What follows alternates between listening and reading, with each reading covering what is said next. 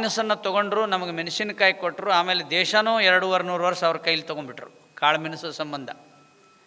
ಯಾರು ದಿನದಲ್ಲಿ ಮೆಣಸಿನಕಾಯಿ ತಿನ್ನಿರಿ ಅಥವಾ ಒಣಮೆಣಸಿನಕಾಯಿ ತಿನ್ನಿರಿ, ದಿನದಲ್ಲಿ 3 ಅಥವಾ 4 ಕಾಳು ಮೆಣಸು ನಮ್ಮ ದೇಹದಲ್ಲಿ ಒಳಗೆ ಹೋಯಿತು ಅಂದರೆ ಅವರಿಗೆ ಬಹುತೇಕ ಕ್ಯಾನ್ಸರ್ ಬರಲ್ಲ. ಇದು ಎರಡನೇದ್ದು. ಖಾರ ಹುಳಿಯನ್ನು ನಾವು ಹೆಚ್ಚಾಗಿ ಇವತ್ತು ಮೊದಲು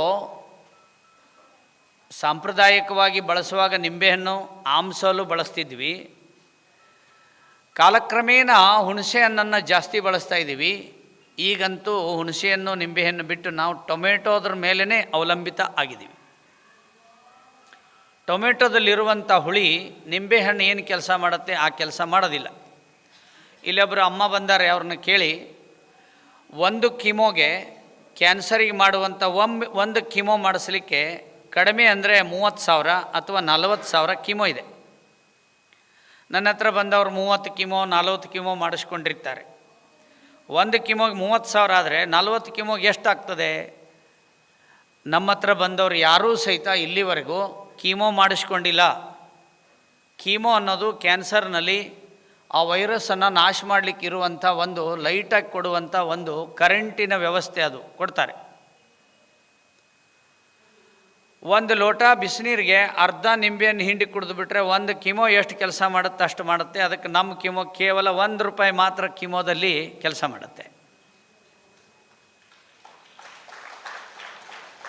ಅಡುಗೆಗೆ ಬಳಸುವಾಗ ಹೆಚ್ಚು ನಿಂಬೆಹಣ್ಣನ್ನು ಬಳಸಿದರೆ, ಉಗುರು ಬೆಚ್ಚಗೆ ನೀರಿಗೆ ನಿಂಬೆಹಣ್ಣು ಹಾಕಿ ಕುಡಿದ್ರೆ ಕ್ಯಾನ್ಸರ್ಕಾರಕ ಶೆಲ್ಲುಗಳೇನಾದರೂ ಕೋಶಗಳಲ್ಲಿ ತಯಾರಾಗ್ತಾ ಇದ್ದರೆ ಅದು ನಾಶ ಮಾಡುವಂಥದ್ದು ನಿಂಬೆಹಣ್ಣಿನ ಜ್ಯೂಸ್ನಲ್ಲಿದೆ.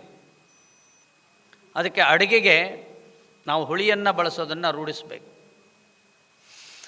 ಇನ್ನು ಸಿಹಿಯಂತೂ ಇಡೀ ದೇಶದಲ್ಲಿ ಒಂದು 60 ವರ್ಷದ ಹಿಂದುಗಡೆ ಬೆಲ್ಲವನ್ನು ತಿಂತಿದ್ರು. ಇಲ್ಲಿ ಯಾರು ವಯಸ್ಸಾದವರು ಇದ್ದೀರಿ ಅವರೆಲ್ಲರಿಗೂ ನೆನಪಿದೆ, ನಾವು ಪ್ರಾವಿಷನ್ ಸ್ಟೋರಿಗೆ ಹೋದರೆ ಬೆಲ್ಲದ ಒಂದು ಡಬ್ಬಿ ಇರೋದು, ಆ ಬೆಲ್ಲದ ಮೇಲ್ಗಡೆ ಒಂದು ಹುಳ ಕುತ್ಕೊಳ್ಳೋದು.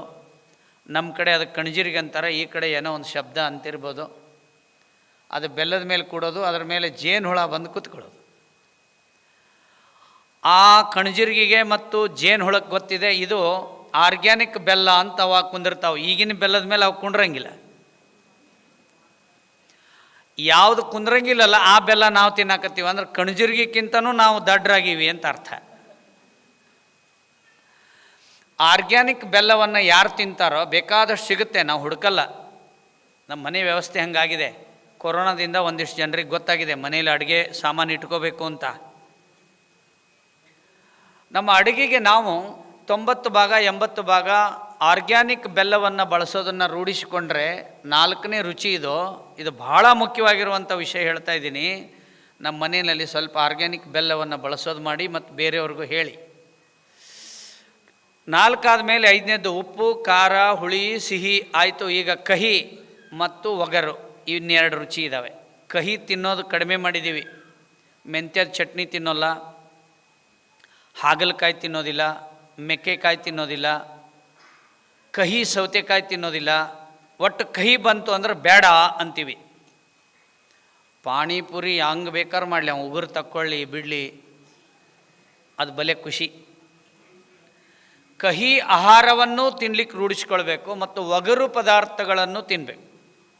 ಕಂಚಿಕಾಯಿಯನ್ನು, ಹೆರಳೆಕಾಯಿದು ಉಪ್ಪಿನಕಾಯಿ, ಈ ಕಡೆ ಪುಳಿಯೋಗರೆ ಅಂತ ಮಾಡ್ತಾರೆ, ಅದಕ್ಕೆ ಹಾಕುವಂಥ ಐಟಮ್ಗಳು, ಜೀರಿಗೆ, ಮೆಂತ್ಯ, ಇದೆಲ್ಲ ಸೇರಿಸಿರುವಂಥದ್ದನ್ನು ಬಿಟ್ಟು ಈ 6 ರುಚಿಗಳನ್ನು ಯಾರು ಮನೆಯಲ್ಲಿ ಸಾಂಪ್ರದಾಯಿಕವಾಗಿ ಭೋಜನ ಮಾಡೋದಕ್ಕೆ ಬಳಸ್ತಾರೆ. ಇದನ್ನು ಯಾಕೆ ಹೇಳಕತ್ತೀನಿ ಅಂದರೆ, ನನ್ನ ಹೆಸರು ಹೊಡೆದ್ರೆ ಒಂದು ಕ್ಯಾನ್ಸರ್ದು ಮಾಹಿತಿ ಅಂತ ಬರುತ್ತೆ. ಇದರ ನೋಡಿರ್ಬೋದು ಭಾಳ ಜನ.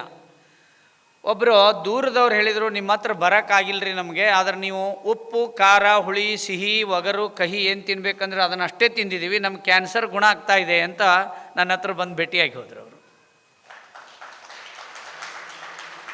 ನಾ ಪ್ರಾರಂಭದಲ್ಲೇ ಹೇಳಿದ್ದೀನಿ, ನಾವು ಬಳಸುವಂಥ ಆಹಾರವೇ ಔಷಧಿಯಾಗಿದೆ, ಆದರೆ ಆ ಔಷಧಿಯಾಗಿರುವ ಆಹಾರ ನಮ್ಮದು ತಪ್ಪಾಗಿದೆ. ಇದ್ರ ಜೊತೆಗೆ ಇನ್ನೆರಡು ಹೇಳ್ತೀನಿ, ನೆನ್ಪಿಟ್ಕೊಳ್ಳಿ. ಅತ್ಯಂತ ವಿಷಕಾರಿ ಮತ್ತು ಕಾಯಿಲೆ ಬೆಳೆಯೋದಕ್ಕೆ ಮುಖ್ಯವಾಗಿರತಕ್ಕಂಥ ಕಾರಣ ಯಾವುದು ಅಂದರೆ ಈ 6 ಬಿಟ್ಟು ಅತಿ ದೊಡ್ಡ ಕಾರಣ ಯಾವುದು ಅಂದರೆ ನಮ್ಮ ಅಡುಗೆಗೆ ಬಳಸುವಂಥ ಅಡುಗೆ ಎಣ್ಣೆ. ಅದು ಬೇರೆ ದೇಶದಿಂದ ಬರುತ್ತೆ. ಬರುವಾಗ ಅದು ಹಡಗಿನಲ್ಲಿ ಬಿಳಿಯಾದ ಹಾಲಿನ ರೂಪದಲ್ಲಿರುತ್ತೆ. ಅದಕ್ಕೆ ಡ್ರಾಪ್ಸ್ ರೆಡಿ ಮಾಡಿದ್ದಾರೆ. 1 kgಗೆ 5-6 ಡ್ರಾಪ್ ಹಿಂಡಿದ ಕೂಡಲೇ ಅದು ಕಡಲೆಕಾಯಿ ಎಣ್ಣೆ ಆಗಿಬಿಡ್ತದೆ. ಆ ವೈಟ್ ಆಯಿಲನ್ನು ತೊಗೊಂಡ ಮೇಲೆ ಟ್ರಕ್ಕಿಗೆ, ಟ್ರ್ಯಾಕ್ಟರ್ಗೆ, ಆಟೋಕ್ಕೆ ಹಾಕಲಿಕ್ಕೂ ಅದನ್ನೇ ತಯಾರು ಮಾಡ್ತಾರೆ. ನಮಗೆ ತಿನ್ಲಿಕ್ಕೆ ಕೊಡೋ ಆಯಿಲನ್ನು ಅದರಿಂದನೇ ತಯಾರು ಮಾಡ್ತಾರೆ. ನಾವು ಶ್ರೀಮಂತರಾಗಿದ್ದು ಸಂಪಾದನೆ ಮಾಡಿ ನಾವು ವಿಷ ತಿಂತೀವಿ ಅಂದರೆ, ನಮ್ಮ ಮಕ್ಕಳಿಗೂ ತಿನ್ನಿಸ್ತಾ ಇದ್ದೀವಿ ಅಂದರೆ, ಇದನ್ನು ಸರಿಪಡಿಸ್ಕೋಬೇಕಾದ್ರೆ ಗಾಣಕ್ಕೆ ಹೋಗಿ ಗಾಣದಲ್ಲಿ ಮುಂದೆ ನಿಂತ್ಕೊಂಡು ಕಡಲೆ ಬೀಜವನ್ನು ತೊಗೊಂಡೋಗಿ ಕೊಟ್ಟು ನೀವೇ ಮಾಡಿಸ್ಕೊಂಡು ಬರ್ರಿ, ಇಲ್ಲಾಂದ್ರೆ ಒಂದು ಪೆಟ್ಟಿಗೆಯನ್ನು ಇಟ್ಕೊಂಡು ನಿಮ್ಮ ಮನೇಲಿ ಅಡುಗೆ ಎಣ್ಣೆ ತಯಾರು ಮಾಡ್ಕೊಳ್ಳಿ. ನಿಮ್ಮ ಆರೋಗ್ಯದಲ್ಲಿ 99% ಸುಧಾರಣೆ ಆಗ್ತದೆ. ಇದರಲ್ಲಿ ಏನೂ ಡೌಟ್ ಇಲ್ಲ. ಇದರ ಜೊತೆಗೆ ಹಾಲೇನು ಬಳಸ್ತಾ ಇದ್ದೀವಲ್ಲ, ಅದು ತಯಾರು ಮಾಡಿದ ಹಾಲು. ಅದರಲ್ಲಿ ಯೂರಿಯಾ ಗೊಬ್ಬರ ಇದೆ, ಶಾಂಪೂ ಇದೆ, ಬೇರೆ ಬೇರೆ ಕೆಮಿಕಲ್ ಇದೆ. ಬಂಧುಗಳೇ, ಒಬ್ಬೊಬ್ಬರ ಮನೆಯಾಗ ಭಾರಿ ಬೆಲೆ ಬಾಳು ನಾಯಿ ಇದ್ದಾವೆ, 10 ಕಾರಿದ್ದಾವೆ. ಆದರೆ ಅವ್ರ ಮನೆಯಲ್ಲಿ ನಾವು ಕೆಮಿಕಲ್ ಇರುವಂಥ ಹಾಲನ್ನು ಬಳಸ್ತಾ ಇರೋದರಿಂದ ಮೊಮ್ಮಕ್ಕಳಿಂದ ಹಿಡ್ಕೊಂಡು ಇಡೀ ಮನೆಯವ್ರಿಗೆ ನಮಗೆ ಗೊತ್ತಿಲ್ಲದೇ ಅವ್ರು ಚೆನ್ನಾಗೇ ಇರ್ತಾರೆ, ಅದರ ಅನಾರೋಗ್ಯ ಬರ್ತಾ ಇದೆ. ಬಂಧುಗಳೇ, ಈ 8 ವಿಷಯಗಳೇನಿದಾವಲ್ಲ, ಇದರ ಬಗ್ಗೆ ತಾವು ಗಮನ ಕೊಡಿ ಅನ್ನೋದು ಬಹಳ ಮುಖ್ಯವಾಗಿರ್ತಕ್ಕಂಥ ಸಂಗತಿ. ಇದರ ಜೊತೆಗೆ ಕುಡಿಯುವ ನೀರನ್ನಾದರೂ ತಾಮ್ರ ಪಾತ್ರೆಯಲ್ಲಿ ಇಟ್ಕೊಳ್ಳಿ. ಪ್ಲಾಸ್ಟಿಕ್ಕಲ್ಲಿರೋ ನೀರು ಕುಡಿಬಾರ್ದು. 70ನೇ ಇಸ್ವಿಲಿ ಯಾರಾದರೂ ಪ್ಲಾಸ್ಟಿಕ್ ತಟ್ಟೆಯಲ್ಲಿ ಊಟ ಮಾಡಿದರೆ, ನಮ್ಮೂರಲ್ಲಿ ಏನಂತಿದ್ರು ಅಂದ್ರೆ, ಭಾಳ ಬಡವರು ಅದಾರ ಅವ್ರ ಪಾಪ, ಅದಕ್ಕೆ ಪ್ಲಾಸ್ಟಿಕ್ ತಟ್ಟೆಯಲ್ಲಿ ಊಟ ಮಾಡ್ತಿದ್ರು ಅಂತ. ನನ್ನನ್ನು 5 ಸ್ಟಾರ್ ಹೋಟೆಲಿಗೆ ಒಮ್ಮೆ ಕರ್ಕೊಂಡೋಗಿರ್ತಾರೆ, ಅಲ್ಲೂ ಪ್ಲಾಸ್ಟಿಕ್ ತಾಟಲ್ಲೇ ಊಟ ಮಾಡ್ತಿರ್ತಾರೆ. ಭಾರಿ ಭಾರಿ ಹಣ ಇರೋರೆಲ್ಲರೂ ಪ್ಲಾಸ್ಟಿಕ್ ತಾಟಲ್ಲಿ ಊಟ ಮಾಡ್ತಾ ಇದ್ದಾರೆ ಅಂದರೆ ತುಂಬ ಬಡತನಕ್ಕೆ ಬಂದಿದ್ದಾರೆ ಅಂತ ಅರ್ಥ ಆಗ್ತದೆ. ನೀರನ್ನಾದರೂ ತಾಮ್ರ ಪಾತ್ರೆಯಲ್ಲಿ ಇಟ್ಕೊಳ್ಳಿ. ಆ ನೀರಿಗೆ ಒಂದು 5-6 ತುಳಸಿ ದಳ ಹಾಕಿಡಿ. ಆ ನೀರು ಅಮೃತ ಸಮಾನ ಆಗ್ತದೆ. ಆ ನೀರಿನಲ್ಲಿರೋ ಎಲ್ಲ ಬ್ಯಾಕ್ಟೀರಿಯಾಗಳು ಹೋಗ್ತದೆ ಅನ್ನೋದು ಸಂಶೋಧನೆಯಿಂದ ಗೊತ್ತಾಗಿದೆ. ನೀವು ಯಾವುದೇ ನೀರು ತೊಗೊಂಡು ಬಂದರೂ ತಾಮ್ರ ಪಾತ್ರೆಯಲ್ಲಿರಿ. ಅದು ಡೇ ಕಳಿಬೇಕು, 1 ದಿನ 2 ದಿನ ಆಗಿಬಿಟ್ರೆ ಆ ನೀರು ಅತ್ಯಂತ ಅದ್ಭುತವಾಗಿ ಆಗ್ತದೆ. ಆ ನೀರನ್ನು ಶುದ್ಧಿ ಮಾಡಬೇಕಾದ್ರೆ ಈ ಗೋವಿನ ಬೆರಣಿಯಿಂದ ಬಂದಂಥ ಬೂದಿಯನ್ನು ಒಂದು ಚಿಟಿಕೆ ಹಾಕಿ ಆ ನೀರು ಶುದ್ಧಿ ಆಗ್ತದೆ ಅನ್ನೋದು ಸಂಶೋಧನೆಯಿಂದ ಗೊತ್ತಾಗಿದೆ.